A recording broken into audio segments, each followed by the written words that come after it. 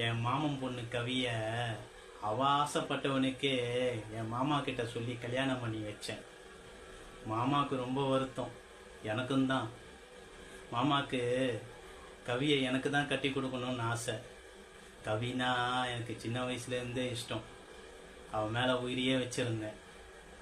அதான் என் மாமா வந்து சொல்லிச்சு, மாப்பிள்ள இந்த மாமனை மன்னிச்சிடு மாப்பிள்ள, இந்த மாமன் கையால் ஆகாதவன் ஆயிட்டான் மாப்பிள்ள, அந்த பாவி மகன் என் பேச்சை கேட்க மாட்டேன்ட்டா மாப்பிள்ள, இந்த மாமனை மன்னிக்க மாட்டியா மாப்பிள்ளன்னு சொல்லி அழுதிச்சு.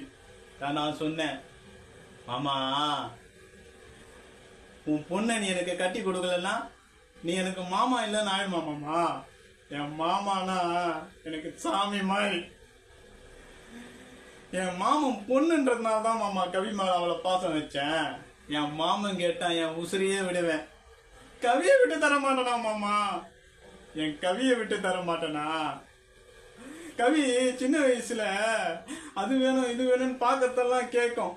பொம்மை வேணுமாமா, சொப்பு வேணுமாமான்னு வாங்கி கொடுத்தேன். படிக்கிற சொல்ல சைக்கிள் வேணுமாமான்னு கேட்டுச்சு, வாங்கி கொடுத்தேன். பெரிய பொண்ணான பிறகு வளையல் வேணுமாமான்னு கேட்டுச்சு, வாங்கி கொடுத்தேன். கல்யாணம்னு வந்த பிறகு மாமா நீ ஜெயிலுக்கு போனவன், என்னை கட்டிக்க போறவன் எனக்கு பிடிச்சா மாதிரி 4 பேர் மதிக்கிற மாதிரி நல்லவனா இருக்கணும் மாமா ஆயிடுச்சு.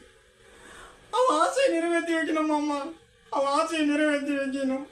நம்ம கவி மாமா அவன் சந்தோஷம் தான் மாமா முக்கியம். என்னைக்கா இருந்தாலும் நான் உன் மாப்பிள்ள தான் மாமா.